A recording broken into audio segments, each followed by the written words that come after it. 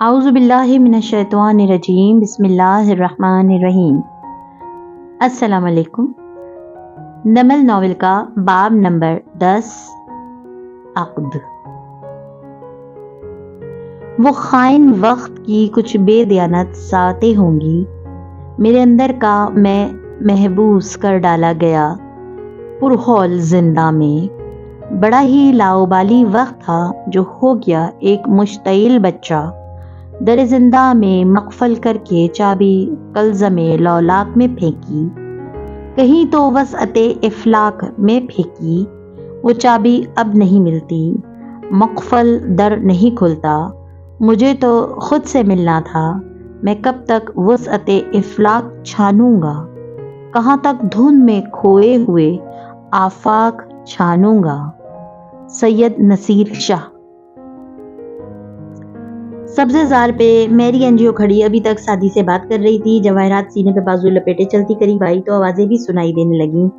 میرا خیال ہے بلکہ جتنا تمہارے بیٹے کو کینسر کو میں نے ریسرچ کیا ہے وہ آپریشن کے بعد ٹھیک ہو جائے گا، تم فکر مت کرو، بیماری کا جلد علم ہو جانا تو اچھی بات ہے۔ وہ اسے تسلی دیتے مڑا تو جواہرات اور شیرو چلتے ہوئے آتے دکھائی دیے۔ سعدی نرمی سے مسکرایا اور سر کو خم دے کر سلام کیا۔ مسز کاردار، آپ کو پہلے سے بہتر دیکھ کر خوشی ہوئی، ان دنوں میں اتنی دفعہ دیکھ چکے ہو کہ فرق تو نظر آیا ہوگا۔ وہ بظاہر مسکرائیں اور اس کے سامنے آ رکیں۔ سعدی کو کچھ محسوس ہوا، نگاہیں جواہرات کے کندھے کے پیچھے شیرو تک گئیں جو تنفر سے اسے گھور رہا تھا۔ پوچھ سکتی ہوں میری ملازمت سے کیا بات ہو رہی تھی؟ وہ اب بھی مسکرا رہی تھی مگر آنکھوں سے شعلے کی لپیٹیں اٹھ کر باہر کو آتی تھیں۔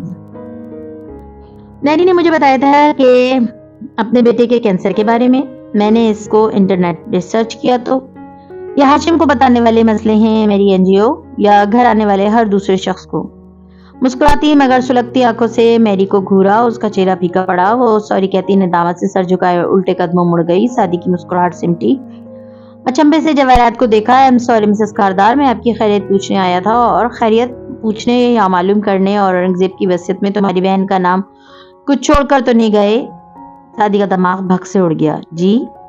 اس نے بے یقینی سے ان دونوں کو دیکھا۔ میرے بیٹے کے خلاف اس کے باپ کے کان بھرتے وقت تمہاری بہن نے ذرا احساس نہیں کیا کہ یہ صدمہ اورنگزیب کی جان لے سکتا ہے، بلکہ صرف وہی کیوں تم دونوں شامل تھے نا اس ڈرامے میں۔ کیا سوچا تھا؟ اپنے بیٹے کو ڈسون کر کے اپنی جائیداد تم لوگوں کو نام لکھ کر چلا جائے گا وہ؟ مسکراہٹ ہنوس لبوں پہ تھی مگر آواز غصے سے بلند ہو رہی تھی۔ مسز کاردار، آپ کو معلوم نہیں ہے کہ آپ کیا کہہ رہی ہیں؟ سعدی نے ناگواری سے انہیں ٹوکا۔ جواہرات کی آنکھوں کی رگیں گلابی پڑنے لگیں، سینے پہ بازو لپیٹے وہ 2 قدم مزید آگے آئی۔ کیا تھا؟ اگر تم دونوں اورنگزیب کے بجائے مجھے یا ہاشم کو تنہائی میں وہ سب بتا دیتے، مگر تم نے ذرا سا اس شخص کا احساس نہیں کیا۔ اس کو اندر ہی اندر یہ غم کھا گیا کہ سعدی وہ اس حالت میں مرا کہ اپنے بیٹے سے ناراض تھا، اور اس سب کے ذمہ دار تم ہو۔ اس بات پہ سعدی نے فوراً سنجیدگی سے اس بات میں سر ہلایا۔ جی ہاں بالکل، اپنے آپ کو اغوا بھی میں نے کیا تھا، اور جھوٹ بول کر باپ سے پیسے بھی میں نے مانگے تھے، ہے نا؟ وہ تنے ابرو کے ساتھ ناگواری سے بولا تو جواہرات لمحے بھر کو چپ ہوئی۔ اے میرے باپ کا نام بھی مت لینا۔ نوشیروان نے سرخ پڑتے چہرے کے ساتھ انگلی اٹھا کر تنبیہ کی۔ تم لوگوں نے ان کو میرے خلاف ورقلایا تھا، اس کے لیے میں تمہیں کبھی معاف نہیں کروں گا۔ میں معافی مانگ بھی نہیں رہا، میں صرف مسز کاردار کی طبیعت پوچھنے آیا تھا۔ بامشکل ضبط کر پایا، وہ بامشکل ضبط کر کے یہ بولا تھا، میری طبیعت دیکھ لی تم نے؟ میرا شوہر اس حالت میں مرا کہ وہ شیر کو ڈس اون کرنے والا تھا۔ دیکھ لیا ہم کتنی اذیت میں ہیں۔ نوشیروان نے قدرے چونک کر ماں کو دیکھا۔ وہ سعدی کو دیکھتی تکلیف اور برہمی سے کہہ رہی تھی، اس سے پہلے بھی تم شیرو کو اس زندگی کو تنگ کرتے رہے ہو، مگر اس دفعہ تم لوگوں نے حد کر دی۔ سعدی یہ فقرہ آخری شیرو کو دیکھ کر ادا کیا، جس پہ اس کا غصہ مزید بڑھا اور اس نے نفرت سے کہہ کے سر جھٹکا۔ سعدی نے ایک ناپسندیدہ نظر دونوں پہ ڈالی، سر کو خم دیا۔ بہت اچھا، 2 قدم پیچھے ہٹا اور پھر نوشیروان کو مخاطب کیا۔ تم نے کبھی وہ کچرے کے ڈبے دیکھے ہیں نوشیروان نے جو سڑک کنارے نصب ہوتے ہیں؟ ان پہ لکھا ہوتا ہے یوز می۔ تم نے بھی خود پہ یہی حروف لکھوا رکھے ہیں، جو بھی آئے اپنا کچرا صاف کرنے کے لیے تم استعمال کرے۔ جواہرات پہ تیز نظر ڈالی اور چلا جائے سو میں مزید آپ کے ان گیمز کا حصہ نہیں بن سکتا۔ اللہ حافظ۔ وہ مڑا اور مخالف سمت چلتا گیا، اور جب تک نوشیروان اس کا تن سمجھ پایا وہ دور جا چکا تھا۔ الو کا وہ مٹھیاں بیچ کر رہ گیا، اگر یہ دوبارہ ادھر آیا نا ممی تو اگر غیرت ہوگی تو دوبارہ اس گھر میں داخل نہیں ہوگا، اور اتنا مجھے یقین ہے کہ وہ غیرت والوں میں سب سے زیادہ غیرت والا ہے۔ جواہرات اذیت سے مسکراتے اسے جاتے دیکھتی رہی۔ نوشیروان کے اندر کی آگ ٹھنڈی ہونے لگی۔ ڈھیلے پڑتے ہوئے اس نے گہری سانس لی اور مڑنے لگا، پھر یکایک رکا۔ وہ آپ نے اپنی بات میں وزن پیدا کرنے کے لیے کہا تھا نا؟ ڈیڈ مجھے ڈسون تو نہیں کرنے لگے تھے نا؟ جواہرات نے چونک کر اسے دیکھا، جو قدرے تز بز مگر امید سے اسے دیکھ رہا تھا۔ جواہرات کی مسکراہٹ پھیکی پڑی آنکھوں کی سفیدی گلابی پڑی، نم گلابی۔ نہیں، وہ تمہیں کبھی ڈسون نہیں کر سکتے، یہ میں نے صرف بات میں وزن پیدا کرنے کے لیے کہا تھا۔ اسبات میں سر ہلا کر تصدیق کی، بہت سے آنسو اندر اتارے۔ نوشیروان پرسکون سا ہو کے آگے بڑھا۔ جواہرات نے ہاتھوں کی نمی چھپانے کے لیے مٹھیاں بند کر لی، پھر گردن موڑ کر برآمدے میں کھڑی میری کو دیکھا۔ اس کا کیا کرے؟ اصل گواہ جو خود بھی اپنی گواہی سے لا علم تھا، وہ تو ابھی تک ادھر ہی تھا۔ ترک تعلقات کوئی مسئلہ نہیں، یہ تو وہ راستہ ہے کہ بس چل پڑے کوئی۔ سادی سرخ خانوں اور تنے تاثرات کے ساتھ قصر کردار کی داخلی گیٹ سے باہر نکلا ہی تھا کہ اپنی کار تک جائے کہ سامنے سے زمر کی کار آتی دکھائی دی۔ وہ قدم قدم چلتا سڑک پہ جا کھڑا ہوا۔ پہاڑی پہ بل کھاتی سڑک ویران تھی، ارد گرد کوسوں کے فاصلے پہ اونچے محلات تھے جو کارداز کے قصر کے مانند وسیع سبزہ سار مگر گھر اور گھرے تھے، سو اس سڑک سے آس پاس کے محض دیواریں ہی دکھائی دیتی تھیں۔ زمر نے کار وہیں روک دی، اسے اشارہ کیا۔ وہ فرنٹ سیٹ کا دروازہ کھول کر اندر آ بیٹھا۔ آپ ادھر کیسے؟ جنازے کے بعد دوبارہ آ نہیں سکی، سو مسز کاردار کے لیے آئی تھی۔ وہ اسپتال میں مجھے وزٹ کرنے اکثر آتی تھی، میرا آنا بنتا ہے۔ خشک سپاٹ انداز میں ونڈ اسکرین کے پار دیکھتے وضاحت کی۔ سادی نے ڈیش بورڈ پر نظر جمائے انتظار کیا کہ وہ شاید کہے جب تم میرے پاس نہیں تھے تب وہ آتی تھی، مگر وہ گلہ ہی تو نہیں کرتی تھی۔ اور تم ادھر کیسے؟ چہرہ موڑ کر اسے دیکھا تو سادی نے بھی اس کی جانب گردن پھیری۔ دونوں کی نظریں ملی، دونوں نے عہد کر کے رکھا تھا کہ دل کی بات نہیں کہنی۔ مسز کاردار کو دیکھنے آیا تھا اور اب اچھے سے دیکھ چکا ہوں، سو واپسی کے سفر کی تیاری کر رہا ہوں۔ زمر چند لمحے خاموش رہی، پھر نرمی سے کہنے لگی، میں نے معلوم کیا تھا ہاشم اس کیس میں ملوث نہیں ہے، کم از کم بظاہر تو نہیں ہے۔ خود معلوم کیا یا کسی اور نے کر کے دیا؟ وہ اس کی آنکھوں میں دیکھ کر بولا، کیونکہ اس کے نزدیک دونوں میں اتنا فرق تھا جتنا پہلے اور ساتویں آسمان میں۔ خود نہیں کیا، مگر وہ رکی۔ بصیرت صاحب نے اسے چیک کیا تھا، اس کا کوئی عمل دخل نہیں ہے اس معاملے میں، مگر تم بتاؤ تمہیں ایسا کیوں لگا کہ ہاشم اس میں ملوث ہو سکتا ہے؟ مجھے تو ایسا کچھ نہیں لگا، بس جس کا نام منہ میں آیا بول گیا۔ آئی ایم سوری، مجھے یوں کسی پہ الزام نہیں لگانا چاہیے تھا۔ اس نے سادگی سے معذرت کی۔ زمر بس اسی کو دیکھتی رہ گئی۔ تم نے اس کے بارے میں اتنی بڑی بات کہہ دی، میں اتنے دن اس کی پوچھ گچھ کرواتی پھر رہی تھی اور تم کہہ رہے ہو کہ تم نے یوں ہی کہہ دیا تھا۔ شدید غصے کو بمشکل اس نے ضبط کیا تو وہ سارے دن جو اس نے فہرست کے حق میں کوئی بھی بات ڈھونڈنے میں مصرف کیے تھے، وہ سب ایک مذاق تھا۔ مجھے سمجھ نہیں آیا کس کا نام لوں، بس ان کا لے لیا۔ یہ لوگ انگلی سے کاردار قصر کی جانب اشارہ کیا، اب میرے ساتھ پہلے کی طرح برتاؤ نہیں کرتے۔ مجھے شاید اسی بات کا غصہ تھا۔ وہ بمشکل ضبط کرتی اسے گھورتی رہی۔ اس نے ندامت سے سر جھکا دیا، ہلکا سا بولا، سوری۔ اور تم نے ہاشم سے ہی کیوں کہا کہ وہ آڈیو میں نے نکلوا کر دی تھی؟ سادی نے جھٹکے سے سر اٹھایا، یعنی انہوں نے آپ سے پوچھا تو پھر کیا کہا آپ نے؟ جو مجھے کہنا چاہیے تھا، معلوم ہے تب بھی یہ کہا تھا۔ وہ اداسی سے مسکرایا، سب کچھ ویسے ہی ہوا جیسے اس نے سوچا تھا۔ میں ان سے خفا تھا کیونکہ وہ بھی آپ ہی کی طرح فارس ماموں کو قاتل خیال کرتے ہیں، اور اب چونکہ میں ماموں کے لیے کوشش کر رہا ہوں تو وہ مجھ سے خفا ہیں، مگر مجھے اچھا لگا کہ آپ نے میرا مان رکھا اور آپ ماموں سے ملنے جیل گئیں، اس کے لیے شکریہ۔ کیا تمہارے ماموں نے تمہیں یہ بتایا کہ اس نے مجھے استعمال کر کے جلد توڑنے کی کوشش کی؟ سادی کی مسکراہٹ غائب ہوئی، ایک دم سیدھا ہو کر بیٹھا۔ کیا مطلب؟ زمر نے بحث چند فکرے تفصیلاً بتانے پر ضائع کی۔ اس کے بعد سادی کی رنگت زرد پڑتی گئی۔ آئی ایم شیور پھپھو کوئی غلط فہمی ہوگی، ورنہ وہ کبھی ایسا نہیں کر سکتے۔ میں ان سے سادی میں تھک گئی ہوں۔ اس نے دونوں ہاتھ اٹھا کر اس کو بولنے سے روکا۔ میں نے اس کیس سے بھی خود کو الگ کر لیا ہے، میں مزید فارس کے مسئلوں میں نہیں الجھنا چاہتی۔ پھر بھی میں دوبارہ الجھی۔ اتنے دن میں پہلی دفعہ فرض کرنا شروع کر دیا تھا کہ وہ بے گناہ ہو سکتا ہے، مگر اس نے پھر وہی کام کیا۔ مجھے مزید مت سمجھاؤ، اپنے ماموں کو سمجھاؤ کہ خدا را اپنے اور دوسرے لوگوں پہ رحم کریں۔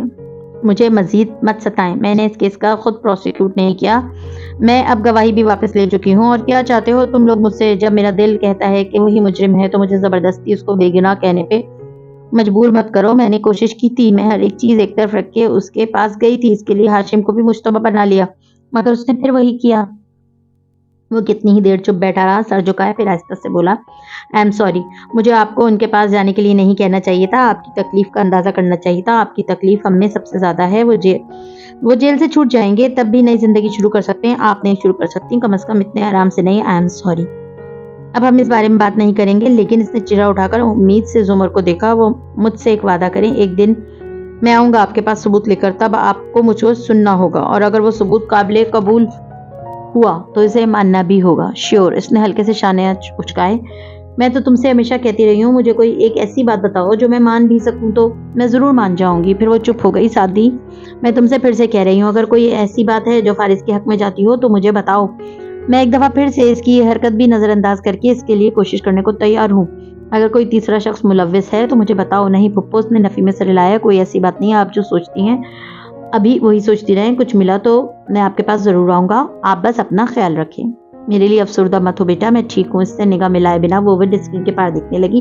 وہ کچھ دیر اس کا چہرہ تکتا رہا. آپ کی برتھ ڈے ہے اگلے مہینے. میں نے ایک کتاب آپ کے لیے لے رکھی ہے. کبھی وقت ملے تو اسے پڑھیے گا. اس میں دل کی بیماریوں کی شفا ہے. خاموشی دوبارہ سے دونوں کے بیچ حائل ہو گئی. پھر زمر نے اسے دیکھا. وہ ہنوز اسے ہی دیکھ رہا تھا. زمر کی نگاہیں اس کے چہرے سے ہاتھوں پہ پھسلیں اور سیاہ کی چین پہ آ ٹھہری جو اس نے انگلیوں میں پکڑ رکھا تھا. اس پہ سنہرے حروف میں لکھا تھا آنٹس ایور آفٹر. یہ نیا لیا ہے کیونکہ اب وہ تعلق نہیں رہا تھا نہ بے تکلفی. مگر وہ پوچھ بیٹھی. اس نے جواباً گردن جھکا کر کی چین کو دیکھا. نفی میں سر ہلایا. علیشا نے حنین کو دیا تھا. حنین کے لیے اس کی ساتھ تکلیف دہ یادیں جڑی تھی سو میں نے رکھ لیا. آج صبح گھر سے نکلنے سے پہلے یوں ہی حنا کے کمرے میں گیا اور اٹھا لایا. سیاہ ہیرے نما پتھر پہ انگلی پھیرتے وہ کہہ رہا تھا مجھے یہ اچھا لگتا ہے. بالخصوص یہ عبارت. اس کا کیا مطلب ہوا؟ اس کی آواز میں قدرے نرمی در آئی تھی. پوچھتے ہوئے وہ اس کے چہرے کو دیکھ رہی تھی. کیا یہ وہی بچہ تھا جس کو اس نے انگلی پکڑ کر چلنا سکھایا تھا؟ جب میں چھوٹا تھا پپو تو ابو کے ساتھ فجر پڑھنے مسجد جایا کرتا تھا. وہاں مسجد کی دیوار پہ چھت سے فرش تک چٹیوں کی قطار ہوتی تھی. ہر موسم میں ہر گھڑی میں. تب ابو کہا کرتے تھے اگر مجھے کچھ ہو جائے سعدی تو تم اپنے خاندان کا خیال رکھنا. بڑے ابا ایک کمزور مرد ہیں مگر تمہیں بہادر بننا ہے. تم سعدی میرے بعد اس خاندان کے بڑے مرد ہو گئے اور تمہارے خاندان کی عورتیں بوڑھے اور بچے یہ سب چوٹیوں کی طرح ہیں کمزور اور نازک. اور وہ یہ بھی کہتے تھے کہ دنیا میں دو ہی قسم کے لوگ ہوتے ہیں بادشاہ اور چوٹیاں. تم سعدی اپنی چوٹیوں کو جوڑ کر رکھنا. تم سعدی میرے بعد اپنے خاندان کے سربراہ ہوگے.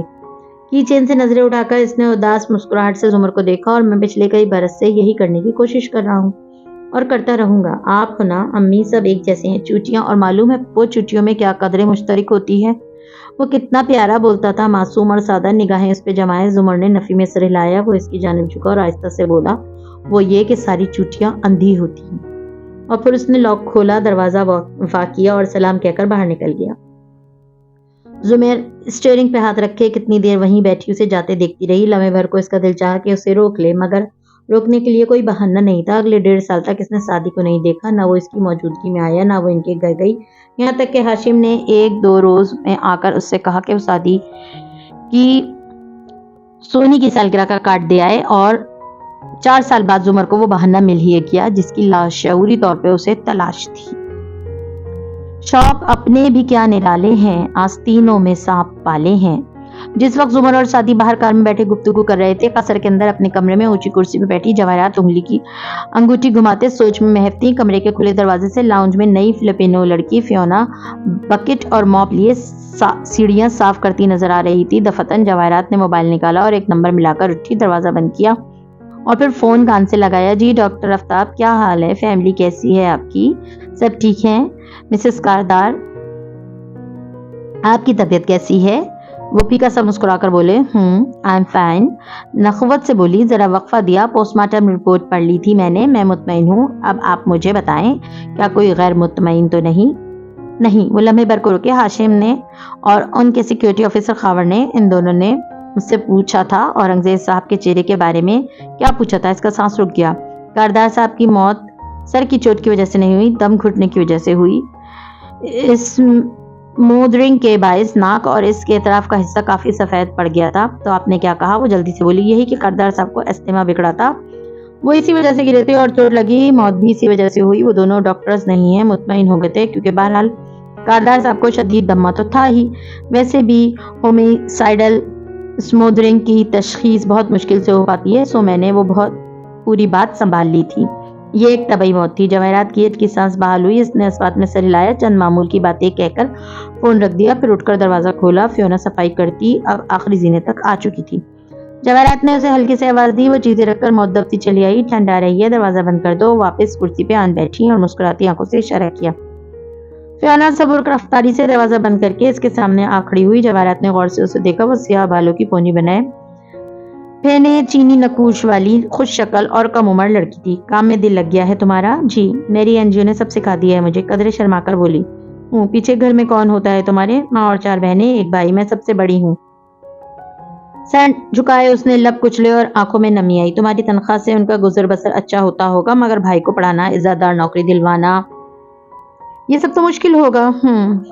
وہ ایئرنگ پہ انگلی پھیرتی غور سے اسے دیکھ رہی تھی۔ فیونا نے جھکے سر کو اس بات میں جنبش دی۔ یہ تو ہے، کاش میں تمہاری تنخواہ بڑھا سکتی، مگر میری این جی او ہیڈ اسٹاف ہے اور تم صرف ایک ماتحت میڈ۔ ہاں، اگر تم میری این جی او کی جگہ ہوتی تو لاکھوں میں کھیلتی۔ لیکن فیونا نے جھکی پلکیں اٹھائیں، امید اور خوف کے ملے جلے تاثرات سے اسے دیکھا۔ لیکن اس کی پوزیشن پہ پہنچنے میں تو تمہیں 7-8 سال لگ جائیں گے۔ اس کا اگلے 3 سال تک کا معاہدہ رہتا ہے ہمارے خاندان سے، اور اس کی رو سے میں اسے بے وجہ نکال نہیں سکتی۔ وہ رکی۔ فیونا نے تابعداری سے اس بات میں سر ہلایا۔ جی، وہ بہت اچھا کام کرتی ہے، مگر وہ تمہاری طرح تیز اور پھرتیلی نہیں ہے۔ اس کو اپنے بچے کی فکر کھائی جاتی ہے جس کو وہ فلپین میں چھوڑ آئی ہے۔ تم اس سے بہتر ہیڈ اسٹاف بن سکتی ہو، مگر یہ ممکن نہیں کیونکہ وہ اگلے کئی سال تک اسی پوسٹ پہ رہے گی اور آپ اسے نکال بھی نہیں سکتی۔ قدرے مایوسی اور بے دلی سے کہتی اس کی آنکھیں پھر جھکیں۔ میں نے یہ نہیں کہا کہ میں اسے نکال نہیں سکتی، چاہوں تو ابھی نکال دوں کھڑے کھڑے، مگر اس کے لیے وجہ کا ہونا ضروری ہے۔ وجہ؟ فیونا نے چوک کر اسے دیکھا، الجھن سے ابرو سکیڑے۔ ہاں، جیسے چوری۔ ایئرنگ کو 2 انگلیوں سے مسلتے وہ مسکرائی۔ جس دن اس نے چوری کی وہ رپورٹ کر دی جائے گی، اور مجھے معلوم ہے وہ جلد یا بدیر چوری ضرور کرے گی۔ اسے اپنے بچے کے علاج کے لیے پیسے درکار ہیں، تنخواہ سے بھی کئی گنا زیادہ۔ جب اسے معلوم ہوگا کہ یہ باکس سنگار میز پہ رکھے ننھے سے جویلری باکس کی جانب اشارہ کیا، جس کا کوڈ میری تاریخ پیدائش سے کھلتا ہے اور اس میں میرا ایک قیمتی نیکلس رکھا ہے، تو کیا وہ خود کو روک پائے گی؟ اسے اس بارے میں سوچنا چاہیے، ہے نا فیونا؟ ٹھہر کر مسکرا کر اس کا نام ادا کیا۔ زمر کے آنے پہ جب فیونا مسز کاردار کے کمرے سے نکلی تو اس کی آنکھیں ایک انوکھے خیال سے چمک رہی تھیں۔ جو کھلی کھلی تھیں عداوتیں مجھے راز تھیں، یہ جو زہر خند سلام مجھے کھا گئے۔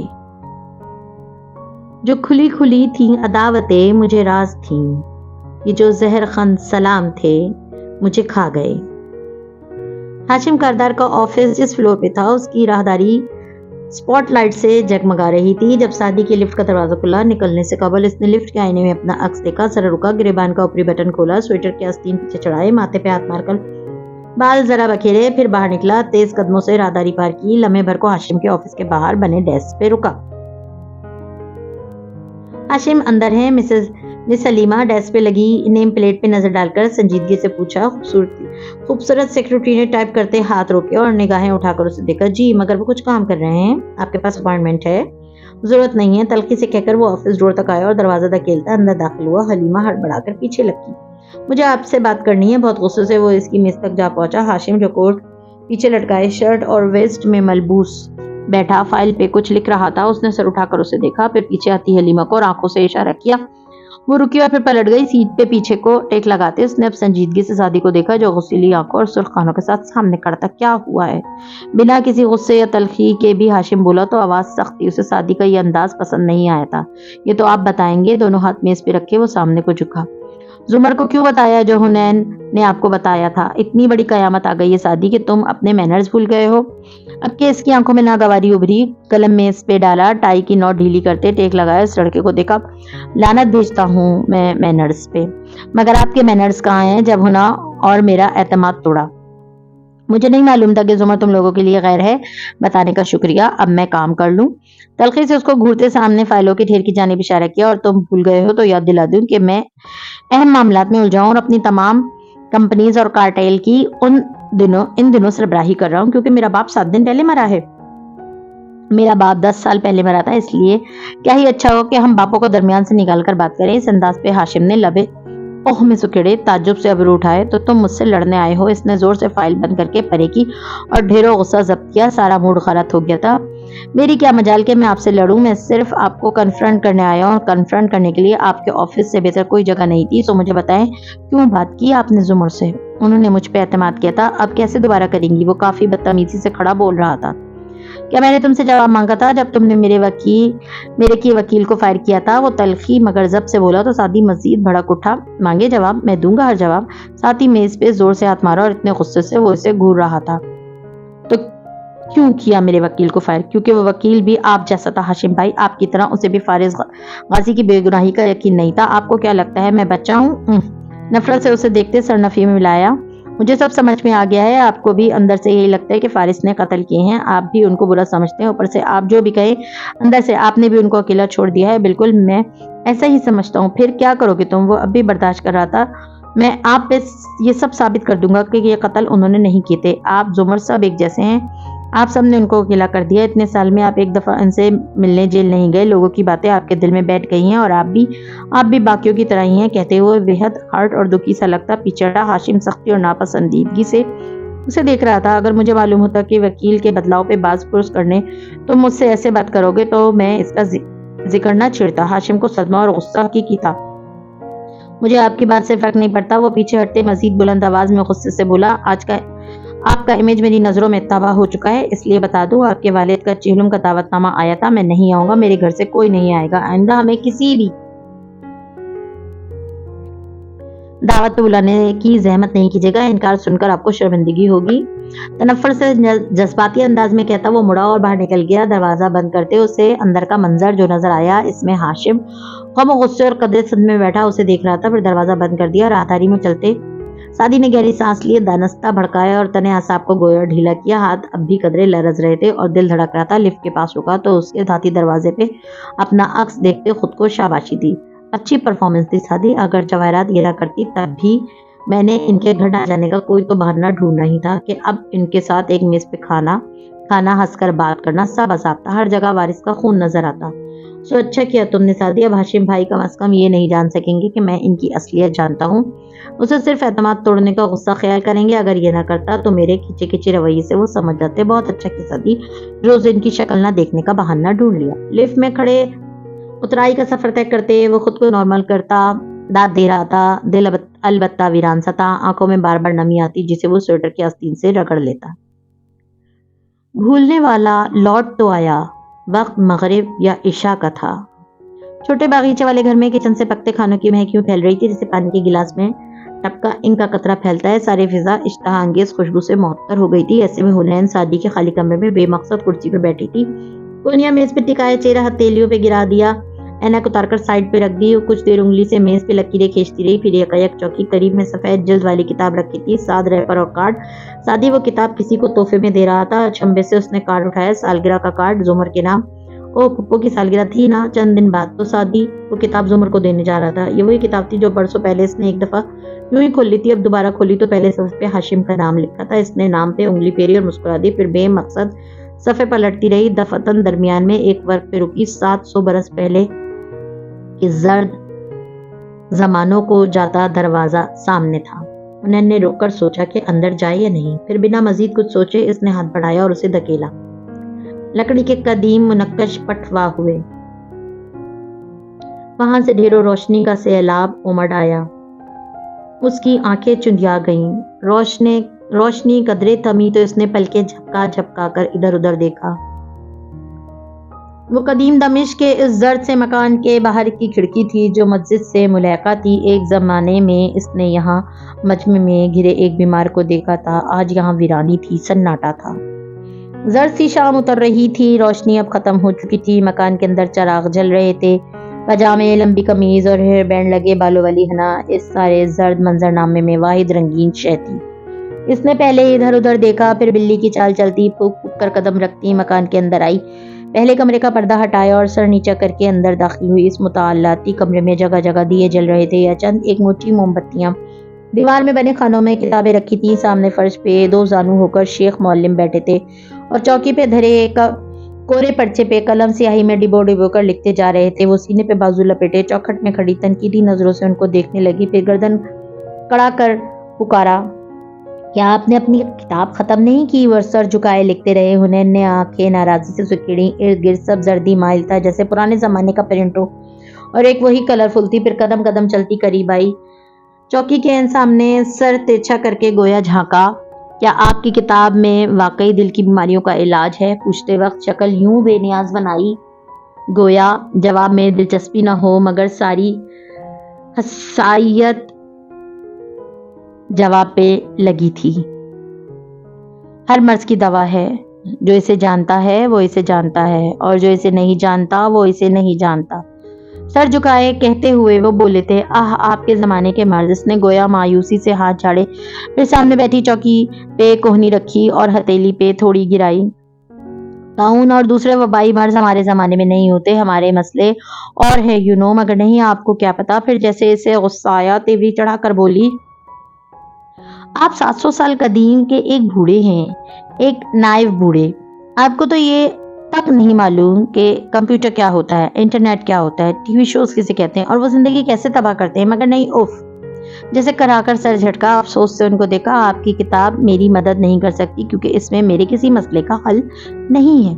وہ ہنوز قلم سیاہی میں ڈبو ڈبو کر لکھتے جا رہے تو تجھ سے چھو کر ہونا ان کے پرچے پہ جھکی، گردن ترچھی کر کے پڑا، اے ایمان والو!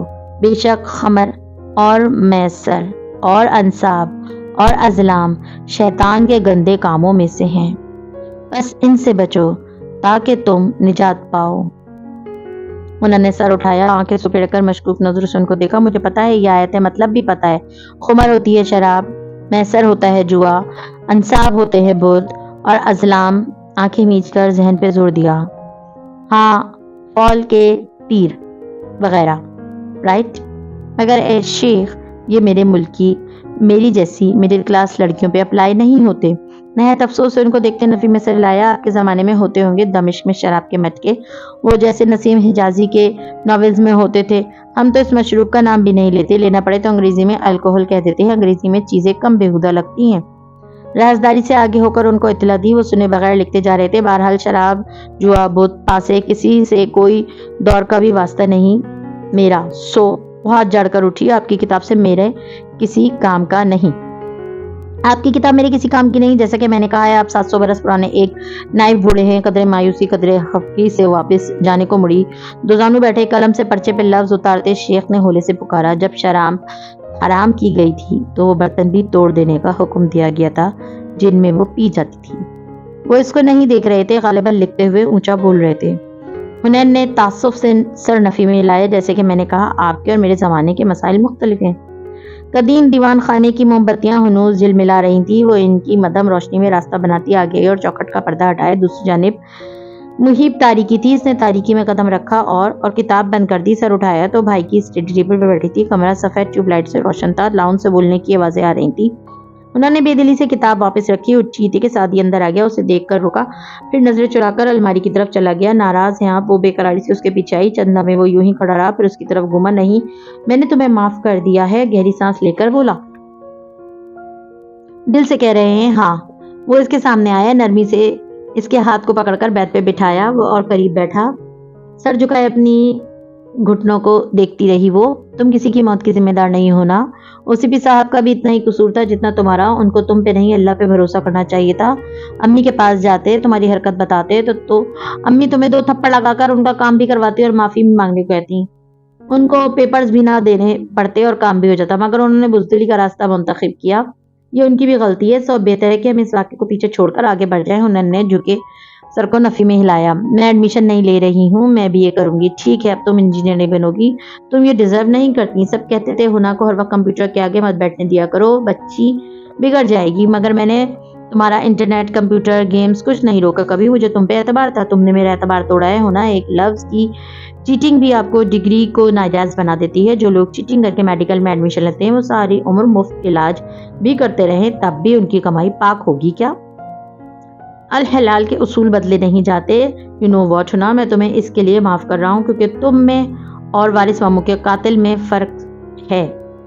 تم نے کہا ان کو گلٹ محسوس ہوا ہوگا، تمہیں وہ بھی نہیں ہوا۔ میں تمہیں بتاتا ہوں، مجھے بھی لگتا ہے ان کو گلٹ ہوا ہوگا، وہ ماموں کی قبر پہ بھی گئی ہوں گی، ان کے نام پہ چیریٹی بھی کی ہوگی۔ آج بھی ماموں کے قاتل اگر ماموں کی بچیوں کو دیکھ لیں تو ان کے لیے بہت دکھ محسوس کریں گے، مگر کیا دکھ ہونا کافی ہوتا ہے؟ انہوں نے نفی میں سر ہلائے، بڑے گناہوں کے کفارے ہوتے ہیں، خالی خولی گلٹ اور دکھ جائے بھاڑ میں۔ ذرا دیر کو زرتاشا کا سوگ انہوں نے بھی منایا ہوگا، اور پھر کیا اعتراف جرم کیا، کیا کفارہ ادا کیا، خود کو قانون کے حوالے کیا؟ نہیں، تم ان جیسی نہیں ہو، تم نے کفارہ ادا کیا، اور ہنا کفاروں کے بعد گناہ معاف ہو جاتے ہیں۔ او سی پی صاحب کی جان تم نے نہیں، ان کی بیٹی اور ان کی بزدلی نے لی ہے۔ میں تمہیں معاف کرتا ہوں، مگر مجھے عرصہ لگے گا دوبارہ تم پہ اعتبار کرنے میں۔ اور اب تم جو بھی پڑھنا چاہتی ہو پڑھو، لیکن تم مجھ سے ایک وعدہ کرو گی، ایک پکا عقد۔ کیا تم دوبارہ یہ کام نہیں کرو گی؟ کیونکہ ہونا اگر کبھی مجھے یہ پتا چلا کہ ہنین نے دوبارہ پیپر میں چیٹنگ کی ہے تو اس دن ہم ایک دوسرے سے الگ ہو جائیں گے۔ انگلی اٹھا کر سختی سے وہ تنبیہ کر رہا تھا، مجھے دوبارہ کبھی یہ سننے مت دینا ہنا کہ تم نے پھر سے یہی کام کیا۔ ہنین نے جھٹ سر اسبات میں ہلا دیا۔ ایسا تو کبھی بھی نہیں ہوگا، کبھی بھی نہیں، اسے یقین تھا، مگر ہونا فی الحال BA کرنا بھی اس مسئلے کا حل نہیں ہے۔ مسئلہ تمہاری ایڈکشن ہے، کمپیوٹر TV ڈراموں کی ایڈکشن۔ وہ چونکی بری طرح، ایک دم سب رک گیا۔ وہ 7 صدیاں پہلے کے شیخ معلم کی نیم تاریک دیوان خانے میں بیٹھی تھی اور دور کہیں سعدی بول رہا تھا، میں بھی 2-3 ڈرامے فالو کرتا ہوں پچھلے 2 سال سے، سوٹس، اور 4-5 سالوں سے گریز ایناٹومی دیکھ رہا ہوں۔ میں یہ نہیں کہتا کہ ڈرامے مت دیکھو، فلمیں مت دیکھو، میں یہ کہوں گا کہ تو تم مانو گی نہیں۔ میں صرف اتنا کہتا ہوں کہ حد میں رہ کر دیکھو، زیادتی کسی بھی چیز کی نقصان دیتی ہے۔ وہ اس کا چہرہ دیکھتی چپ چاپ سوچے گئی، کیا سوچا پھر تم نے؟ خمر شیطان کی گندگی میں سے ہے، وہ ہولے سے بولی تو سعدی نے ناسمجھی سے اسے دیکھا۔ کیا مطلب؟ اس بات کا موقع محل سمجھ میں نہیں آیا۔ وہ دور کسی اور زمانے میں بیٹھی بول رہی تھی، شیخ نے ٹھیک کہا ہے، ہر شخص کا خمر مختلف ہوتا ہے۔ پتہ ہے الکحل کیوں حرام ہے؟ کیونکہ وہ نشہ کرتی ہے اور لت ڈالتی ہے۔ ہر نشہ والی چیز خمر ہو جاتی ہے، چاہے وہ مشروب نہ ہو یا اس کا رنگ سرخ نہ ہو۔ میرا خمر یہ سب تھا، یہ کمپیوٹر، موبائل، انٹرنیٹ، TV، سب۔ اس نے نفی میں سر ہلایا۔ میں ان چیزوں کو استعمال نہیں کروں گی۔ کوئی عزم تھا جو اسی لمحے کر لیا، سعدی نے بے اختیار سمجھانا چاہا۔ ہونا کوئی بھی چیز بذات خود اچھی یا بری نہیں ہوتی، اس کا استعمال اسے اچھا یا برا بالکل مت کہیے گا، یہ فضول بات جو لوگ دہرا کر نہیں تھکتے۔ وہ غصے سے بولی، ہر چیز کے بارے میں آپ یہ نہیں کہہ سکتے کہ یہ بذات خود اچھی یا بری نہیں ہے۔ کچھ چیزوں کا برا استعمال ان کے اندر برائی کا اثر اتنا راس کر دیتا ہے کہ ان میں آپ کے لیے اچھائی ختم ہو جاتی ہے۔ جب خمر ممنوع ہوئی تھی تو ان برتنوں کو بھی توڑ دینے کا حکم دیا گیا تھا جن میں وہ پی جاتی تھی۔ آپ خمر کے برتن میں آب زمزم نہیں پی سکتے بھائی۔ خیر، آج کل کے برتنوں کو دھو کر استعمال کیا جا سکتا ہے، وہ اس زمانے میں کدو کے برتن تھے جو وہ اسے فتویٰ اور فقہ بتا رہا تھا، مگر ہنین نے نفی میں سر ہلا دیا۔ زمانہ نہیں بدلا بھائی، اب بھی مسئلے وہی ہیں جو 700 سال پہلے کے دمشق میں ہوا کرتے تھے۔ کسی اور کے لیے یہ چیزیں بری نہیں ہوں گی مگر میرے لیے ہیں، میں ان کو اب ہاتھ بھی نہیں لگاؤں گی۔ نفی میں سر ہلاتی ہنین کی آنکھیں بھیگتی جا رہی تھی، لیکن ہونا الکحل بھی کچی حرام نہیں ہوئی تھی، آہستہ آہستہ منع کی گئی تھی 3 حصوں میں۔ ایک دم سے ان چیزوں کو زندگی سے نکالو گی تو اپنا ایک حصہ انہی کے ساتھ کھو دو گی۔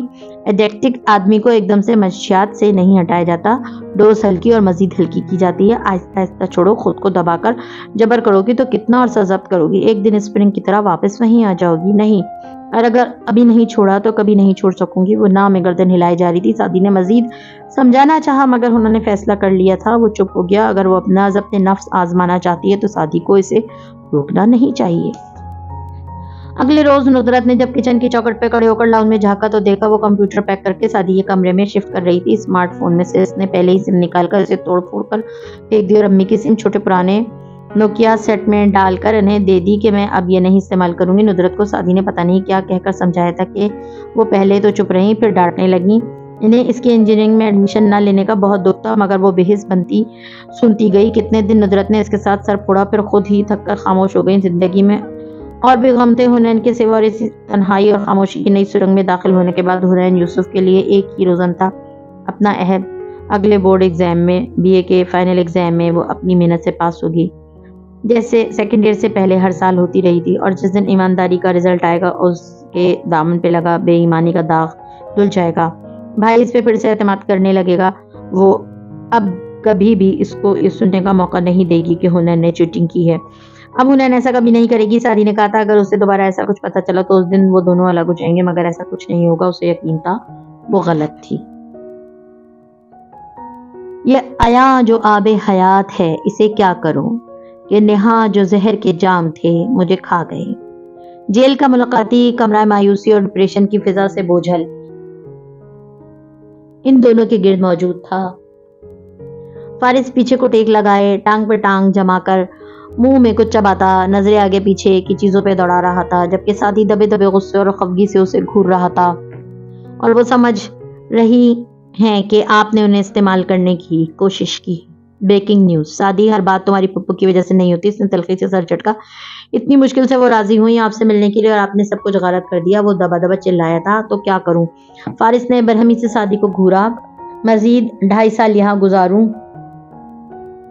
جب میں نے کہا تھا کہ میں آپ کو یہاں سے نکال لوں گا तो क्या ज़रूरी था ज़ुमर को दोबारा खुद से बदसन करना? इसका गुस्सा कम होने को नहीं आ रहा था। वो हमेशा से मुझे ऐसा समझती हैं, तुम्हारी ज़हीन फित्तीन फुप्पो।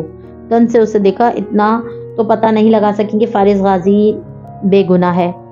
इस बात पे वो पीछे होकर बैठा, आंखें सुकेड़ कर बैठा, आंखें चुपती नज़रों से फारिस को घेरा और फिर चबा चबा कर बोला, फारिस गाजी साहब, मेरी फुप्पो आपसे कई गुना ज़्यादा स्मार्ट और समझदार हैं। आपकी तरह वो हाथों से नहीं सोचती, दिमाग से सोचती हैं। और अगर आपकी जगह वो जेल में जाती तो 2.5 साल क्या 2.5 दिन में बाहर निकल आती। थैंक यू वेरी मच सादी, मैं बहुत मरूब हुआ हूँ।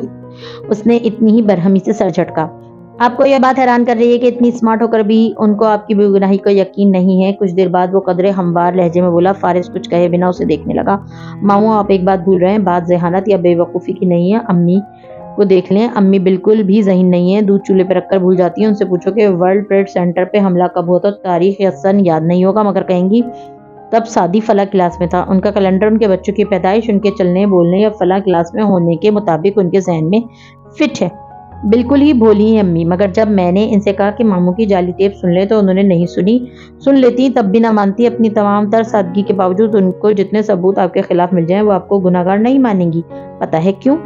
क्योंकि उनको मुझ पे एतबार है। और उठाया स्वाद में सर लाया। और मैडम जुमर को मुझ पे एतबार नहीं। बहुत सालों बाद उसको वो बात समझ में आई थी। बिल्कुल, वो आप पे एतबार नहीं करती। सो अब आसमान से फरिश्ते उतर कर भी आपके हक में गवाही दें वो तब भी नहीं मानेंगी, क्योंकि टूटा एतबार जोड़ना बहुत मुश्किल होता है। और वो क्यों करें आप पे एतबार? वो आपको जानती ही कितना है। चंद माह के लिए आप उनके स्टूडेंट रहे थे, वो कभी भी आपसे बेतकल्लुफ नहीं थी।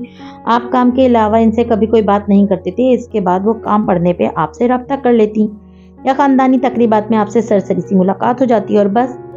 वो आपको वैसे नहीं जानती थी जैसे हम जानते हैं, जैसे अम्मी जानती हैं। जिस दिन वो आपको जानने लगेंगी उसी दिन एतबार भी करने लगेंगी। इसलिए प्लीज उनको दुश्मन समझना छोड़ दें। एक एक लफ्ज पे जोर देता वो फिक्रमंदी से कह रहा था। जुमर दुश्मन नहीं है। जुमर वो वाहिद इंसान है जिनको मैं अपने साथ खड़ा करना चाहता हूँ इस जंग में, मगर अभी ये नामुमकिन है। इसलिए उनको इल्जाम मत दें। मैं आपको बाहर निकाल लाऊंगा, ट्रस्ट मी। सिर्फ चंद माह, मुझे चंद माह का वक्त दें, मैं आपको यहाँ से निकाल लूंगा। सीने पे हाथ रख के आगे झुके वो खफकी ही सही इल्तिजा कर रहा था। फारिस ने हल्का सा इस बात में सर हिलाया, मगर उसे साथ ही तीखी नजरों से भी देखा। और तुम क्या करोगे? सादी ने गहरी सांस ली, पेशानी उंगली से खुजाई। जो भी करना पड़ा। बात सुनो, उसने उंगली उठाकर तंबी की, कोई उल्टी सीधी हरकत मत करना, वरना 4 दिन में इधर जेल में बंद होगे। बेजारी और गुस्से के पीछे जैसे वो फिक्रमंद हुआ था। सादी लब पीछे आगे हुआ, झुककर उसकी आंखों में देखा। मेरी जो मर्जी आए मैं करूंगा, जो भी करना पड़ा करूंगा।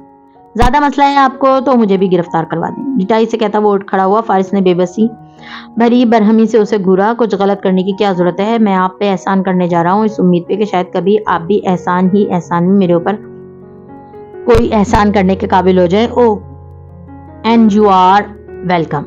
मुस्कुरा के सर के खम से उसका वो शुक्रिया कबूल किया जो उसने ना कहा था ना कहना था। और फिर जब मुड़ा तो उसने सुना फारिस ने कदे तजव्वुज के बाद कहा था, सुनो, मैं एक शख्स को जानता हूं जो तुम्हारी मदद कर सकता है। समझता क्या है तू दीवाना, गाने इश्क को जाहिद, ये हो जाएंगे जिस जानिब उसी जानिब खुदा होगा। सादी कदम कदम जीने चढ़ता ऊपर आया। राहदारी के सिरे पे इमारत का फ्लोर नंबर लिखा था। उसने हाथ में पकड़ी चिट से तथा टैली किया और इधर उधर गर्दन घुमाई। आगे पीछे फ्लैट्स के बंद दरवाजे थे। वो दाएं तरफ के दूसरे दरवाजे पे आया और बैल बजाई। कौन है? अंदर से मर्दाना आवाज सुनाई दी। मुझे अहमद शफी से मिलना है। दरवाजा खुला। जरा सी दर्द से उस नौजवान ने बाहर झाँका। माथे पे बिखरे बाल, ट्राउजर पे शर्ट पहने उसी आंखों वाला नौजवान था। इसने ऊपर से नीचे तक सादी का जायजा लिया, जो जीन्स पे गोल गले के स्वेटर पहने खड़ा मुतज़्ज़ब सा उसे देख रहा था। मैंने कोई पिज्जा ऑर्डर नहीं किया। वो बेजारी से दरवाजा बंद करने लगा। सादी जल्दी से बोला, मैं सादी हूँ, फारिस गाजी का भांजा। क्या मैं देखने में डिलीवरी बॉय लगता हूँ? बंद करते करते वो रुका, फिर दरवाजा पूरा खोल दिया। आपके नौजवान ने कदरे गौर से उसे देखा, फिर तिरछा सर करके अंदर आने को इशारा किया। सादी कदरे हिजान से अंदर आया। आप हाल ही में जेल से रिहा हुए हैं, मामू ने बताया था। छोटे से फ्लैट को तायराना नजरों से देखते वो लाउंज के बस में खड़ा बराए बात बोला। जवाब में अहमद ने शाने उचकाए। मेरे वकील ने सारे सबूत मिटा दिए और इस घुंघराले बालों वाली चुड़ैल प्रोसिक्यूटर को नतीजन चार्जेस ड्रॉप करने पड़े। وہ اوپن کچن میں آیا, فریج کھولا, 2 کوک کے کین نکالے اور مڑا تو سعدی صوفے پہ کے ساتھ کھڑا بالکل چپ چاپ سا اسے دیکھ رہا تھا. بیٹھو, اس نے اس لاپرواہی سے اشارہ کیا, مگر وہ نہیں بیٹھا. وہ گھنگرالے بالوں والی پروسیکیوٹر میری سگی پھپھو ہیں. دانت سے کین کا منہ کھولتے احمد کو گویا ہچکی آئی. مشکل سنبھلتے وہ چہرے پہ معذرت خوانا تاثر لایا. آئی ایم سوری, میرا وہ مطلب نہیں تھا. وہ بہت اچھی ہیں, میں ان کی بہت عزت کرتا ہوں. بیٹھو نا. ایک لمحے کو سعدی نے راہداری کو جاتے دروازے کو دیکھا, گویا وہاں سے بھاگ جانا چاہتا ہو, مگر یہ تو جان گیا تھا کہ وہ پہلے تاثر سچ نہیں ہوتے. سر ہلا کر صوفے پہ بیٹھا. احمد نے دوسرا کین اس کی طرف اچھالا جسے اس نے دونوں ہاتھوں میں کیچ کیا. یوں ہی پتہ نہیں کیوں نوشیروان یاد آیا. چند منٹ بعد وہ دونوں صوفوں پہ آمنے سامنے بیٹھے تھے. سعدی گھٹنے برابر رکھے آگے ہو کر اور احمد صوفے کی پشت بازو پھیلائے, ٹانگ پہ ٹانگ جمائے, ایک پیر جلاتا اپنی سی آنکھیں سکھیڑ کر اسے دیکھ رہا تھا. میں چاہتا ہوں جج فارس غازی کے حق میں فیصلہ دے دے. اس کے لیے میں کیا کروں؟ ماموں نے کہا تھا آپ میری مدد کر سکتے ہیں. احمد نے کین اونچا کر کے گھٹ بھرا, پھر اسے نیچے کیا. اب روز کا ہے, سمپل. ایک پریزنٹیشن تیار کرو, اس میں غازی کے حق میں سارے ثبوت ڈالو اور یہ دکھاؤ کہ وہ کتنا اچھا انسان ہے. پھر اسے ایک فلیش ڈرائیو پہ ڈالو اور وہ ڈرائیور جج کے گھر لے جاؤ. جب وہ ڈرائیو جج کے گھر لے جاؤ, اسے درخواست کرو کہ وہ دیکھ لے, اس کے کمپیوٹر پہ اسے چلاؤ, پھر اس کی خوب منت کرو کہ وہ اسے رہا کر دے. کیا صرف منت کرنے سے وہ اسے رہا کر دے گا؟ ابے نہیں یار.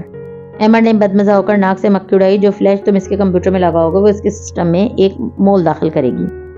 اس کے بعد جج صاحب اس کمپیوٹر پہ جو کچھ لکھیں گے یا دیکھیں گے, اس کے لمحہ بے لمحہ خبر تمہارے کمپیوٹر پہ آ جائے گی. چند ہفتوں میں تمہیں اچھا خاصا مواد مل جائے گا جج کے خلاف. پہلے گمنام طریقے سے اسے بھیجنا, اگر وہ ڈر جائے اور جھانسے میں آ جائے تو کھلم کھلا بلیک میل کرنا. چند مہینوں میں غازی باہر ہوگا. سعدی کا منہ کھل گیا. پھر آہستہ سے اس نے اس بات میں سر کو جنبش دی. واو احمد اب آخری گھونٹ اندر انڈیل رہا تھا. ایک اور کام بھی ہے, بولو. اس نے کین رکھ کر سنجیدہ متوقع نظروں سعدی کو دیکھا. وہ قدرے متذب تھا. ایک معزز خاندان کی لڑکی کی ایک گولف کلب کی ریکارڈز میں کچھ فوٹیجز ہیں. جو کیسی فوٹیجز؟ جوا, ڈرگز یا کچھ اور؟ وہ جو رک کر بتا رہا تھا. احمد نے اتنی سادگی سے پوچھا. سعدی نے گہری سانس لی. فجر پہ اٹھ کر قرآن پڑھنے والوں کو غلط باتیں کرنا زیادہ ہی غلط لگا کرتا ہے. وہ کارڈز کھیل رہی تھی. آف کورس جوا. اس نے شانے اچکائے. مطلب فوٹیجز غائب کرنی ہے, ہو جائیں گی. کلب کا نام کیا ہے؟ ویسے مجھے اندازہ ہے یہ کدھر ہوا ہوگا. بہرحال نام, تاریخ, لڑکی کی تصویر سب دے دو, میں کر لوں گا. مگر آپ اس کے شوہر کو نہیں بتائیں گے؟ احمد نے چمبے سے ابرو سکھیڑے. کیا میں اس کے شوہر کو جانتا ہوں؟ مسز شہرین کاردار, اس نے ہچکچاتے ہوئے بتایا. احمد چوک کر سیدھا ہوا. ٹانگ سے ٹانگ ہٹائی. حیرت سے اسے دیکھا. ہاشم کاردار کی بیوی؟ اوہو, یہ تو کافی شرمناک ہوگا کاردار صاحب کے لیے. بیوی کی گیمبلنگ فوٹیج, یہ تو اسکینڈل بن سکتا ہے. اس نے ماتھے کو چھوا. ہاشم کے ساتھ ایسا نہیں ہونا چاہیے. وہ غازی کا کزن ہے. مجھے پسند نہیں ہے, مگر وہ عزت دار آدمی ہے. اوہ, تم اس سے ناراض تو نہیں غازی کی طرح؟ سعدی کے چہرے پہ اس نام پہ آئی ناپسندگی دیکھ کر اس نے وضاحت دی. اس نے تو اپنی پوری کوشش کی تھی غازی کو نکلوانے کے لیے, مگر اس کے والد نے اسے روک دیا, اور انہوں نے بھی اپنے ایڈورٹائزر کی وجہ سے ایسا کیا. گویا ملامتی انداز میں اس نے اپنے سر پہ چپت رسید کی. سعدی نے تعجب سے اسے دیکھا. کون ایڈوائزر؟ کیا ان کو کسی نے فارس کی مدد نہ کرنے کا مشورہ دیا تھا؟ پوچھتے ہوئے اس کے ابرو غصے سے تن گئے. احمد نے بے اختیار اس کو دیکھا. پھر سینئر سینٹر ٹیبل پہ رکھے کانچ کے گلدان پہ نظر ڈالی, جو اگر ٹوٹتا تو بہت زور کا لگتا. آؤچ. شاید کسی نے مشورہ دیا تھا, پتہ نہیں کون تھا. میں نے تو اڑتی سنی ہے. گڑبڑا کر کہتے اس نے تھوک نکلا. سعدی سر ہلا کر رہ گیا. پھر اصل کام یاد آیا. تو کیا آپ شہرین کی فوٹو غائب کر سکتے ہیں؟ وہ بے چینی سے آگے ہوا. ہاں, لیکن وقت لگے گا. کسی اور سے نہیں کروا سکتا, خود کرنا پڑے گا. آپ کا اس سب پہ وقت کے ساتھ پیسہ بھی لگے گا. تو کہتے ہوئے سعدی نے جینز کی جیب پہ ہاتھ رکھا, گویا بٹوا نکالنے لگا ہو, مگر احمد نے ہاتھ اٹھا کر روک دیا. نہیں, میں قاضی کے بھانجے سے پیسے نہیں لوں گا. نہیں پلیز, میں آپ کو ہائر کر رہا ہوں, اور میں جانتا ہوں کہ آپ کو لوگ ایسے کاموں کے لیے ہائر کیا کرتے ہیں. تو ظاہر ہے مجھے اچھا نہیں لگے گا کہ اگر میں. سنو بچے, سنجیدگی سے کہتے اس نے ہاتھ اٹھا کر سعدی کو مزید بولنے سے روکا. پہلی بات, میں تم سے پیسے نہیں لوں گا, اور دوسری بات, جس جیب پہ تم نے ہاتھ رکھا ہے تمہارا بٹوا اس میں نہیں بلکہ دوسری جیب میں ہے. شرمندہ مت ہونا, مجھے پتا ہے تم اپنی خودداری کی وجہ سے کہہ رہے ہو, اس لیے سنو, میں بھی اپنی خودداری کی وجہ سے کہہ رہا ہوں. میں غازی کے بھانجے سے پیسے نہیں لوں گا. سعدی نے تکان سے ٹھنڈی سانس بھری. اب شرمندہ کیا ہونا, اور اٹھ کھڑا ہوا. تھینک یو فری سروسز کرنے کے لیے, اور ہلکا سا مسکرایا. ایک منٹ بھائی, ایک منٹ. احمد اٹھ کر آیا اور اس کے کندھے پہ ہاتھ رکھا. اب یہ نہیں کہا کہ فری کام کروں گا, تمہارا کام ہو جائے گا, مگر شہرین بی بی سے کہنا میرا چیک تیار رکھیں. وہ شیور. وہ سنبھل کر مسکرایا, بلکہ احمد رکا. تھوڑی پہ 2 انگلیاں رکھ کے کچھ سوچا. مسز شہرین سے کیش لینا, چیک نہیں. اسے یہ نہیں پتہ چلنا چاہیے کہ یہ کام مجھ سے کروا رہے ہو. کیوں؟ وہ اپنے شوہر کو بتا دے گی اور وہ سارا غصہ مجھ پہ نکالے گا. اسے ویسے ہی میں ناپسند ہوں. ارے نہیں، وہ دونوں علیحدہ ہو چکے ہیں اور وہ تو خود اسے ہاشم بھائی سے پوشیدہ رکھنا چاہتی ہے. اس کی بات پہ ایمن نے سانس بھری. پتہ ہے عورتوں کا مسئلہ کیا ہوتا ہے؟ قریب آ کر قدرے رازداری سے پوچھا. سعدی نے نفی میں گردن لائی. وہ کسی نہ کسی کے سامنے کبھی نہ کبھی بول ہی پڑتی ہیں. سو آج نہیں تو 2 سال بعد وہ ہاشم کو ضرور بتائے گی. Once Kardar always Kardar. اس لیے ابرو اٹھا کر تنبیہ کی. اوکے سمجھ گیا. اور اس کا پھر سے شکریہ کہتا باہر جانے کو مڑا. ویسے غازی کے کیس سے شہرین کاردار کا کیا تعلق؟ تھوڑی کھچاتے ہوئے اس نے قدرے پر سوچ انداز میں پوچھا. سعدی کی قدم تھمے امر کی جانب کشتی سو تھوک نکل کر قدرے اعتماد سے پلٹا. شہرین والا معاملہ ایک ذاتی فیور ہے. اس کے ماموں کا کیس سے کوئی تعلق نہیں ہے. ہاں. احمد نے سر اسوات میں لایا. گویا مطمئن ہو گیا اور اس سے زیادہ اسے دلچسپی نہ تھی. یہ حقیقت ہے جہاں ٹوٹ کے چاہا جائے وہاں بچھڑنے کی بھی امکان ہوا کرتے ہیں. شام قصرے کاردار پہ گہری سیاہ پھیل چکی تھی جب ہاشم بیرونی دروازہ عبور کر کے لاؤنج میں داخل ہوا. ملازم اس کا بریف کیس لیے پیچھے تھا. جواہرات اپنی مخصوص اونچی کرسی پہ براجمان تھی اور نوشیروہ اس کے ساتھ کھڑا تھا. دونوں کوئی بات کر رہے تھے. ہاشم کو دیکھ کر خاموش ہو گئے. خلاف معمول وہ سیدھا اوپر نہیں گیا. ٹائی کی نوٹ ڈھیلی کرتا قریبی صوفے پہ آ بیٹھا. تھکا تھکا اور کسی سوچ میں لگ رہا تھا. خیریت؟ جواہرات نے محتاط نظروں سے اس کا چہرہ تکا. سعدی آیا تھا آج. وہ سر تلے بازوؤں کا تکیہ بنائے پیر میز پہ رکھے سامنے دیوار کو دیکھتے سوچتے ہوئے بولا تو جواہرات اور شیرو نے بے اختیار ایک دوسرے کو دیکھا. کیوں؟ کیا کہہ رہا تھا؟ گردن کی موتیوں کی لڑی پہ خواہ میں خواہ ہاتھ پھیرتے ہوئے سرسری بولی. آنکھوں میں بے چینی امڑ آئی تھی. جواب میں وہ ساری بات اسی سوچ میں گم انداز میں بتاتا گیا جسے سن کر جواہرات کے تنے اعصاب ڈھیلے پڑے. شیرو نے بھی گہری سانس لی. میں نے وکیل کے بدلاؤ کی بات پہ باز پرس کی تو وہ بھڑک اٹھا. اس نے کبھی مجھ سے ایسے بات نہیں کی. مجھے لگا وہ لڑنے کا بہانہ چاہتا تھا. پھر ایک دم چونک کر گردن موڑی. فیونا اسپرے کی بوتل اٹھائے گزر رہی تھی. ہاشم نے اسے پکارا تو وہ رکی. سعدی کو جانتی ہو نا؟ کیا وہ آج گھر آیا تھا؟ فیونا نے جواب دینے سے قبل ایک ذرا نظر جواہرات پہ ڈالی جو دم سادے اسے دیکھ رہی تھی. پھر ہاشم کو دیکھا اور مسکرا کر نفی میں سر ہلا دیا. نو سر، آخری دفعہ میں نے اسے 4 روز قبل ادھر دیکھا تھا. ہاشم نے سر ہلا کر اسے جانے کو کہا.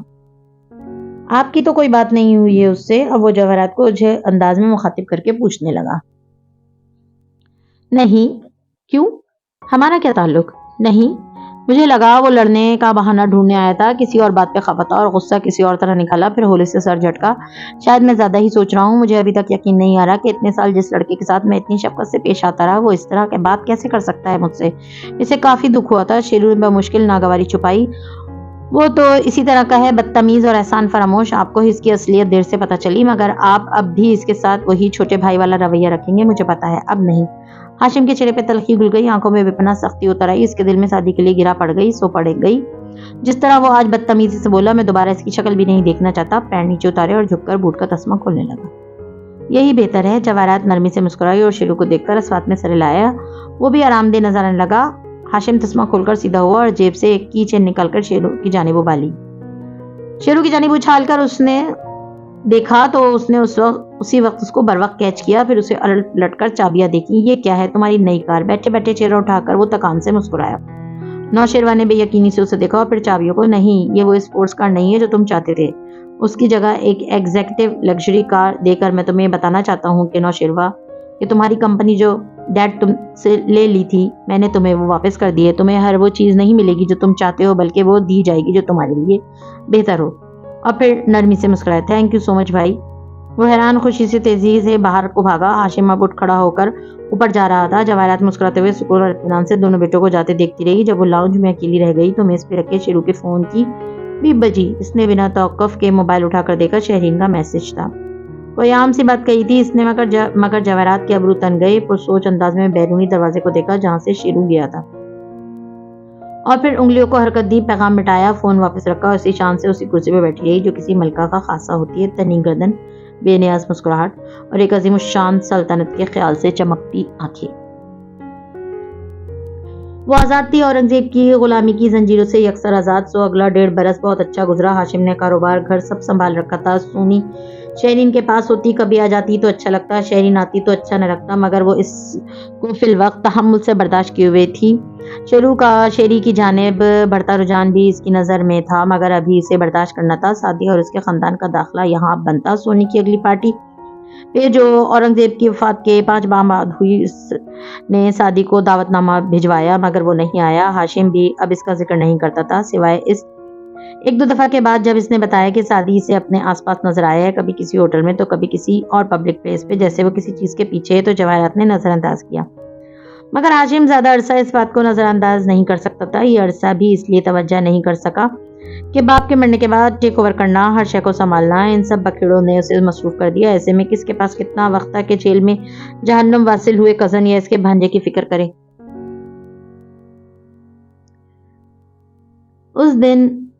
جس دن سعدی کو چیک کرنے کا خیال آیا، فارس اسی دن رہا ہو کر ان کی زندگیوں میں واپس پہنچ گیا اور جیسے پرسکون زندگی میں زوردار پتھر آن گرا تھا۔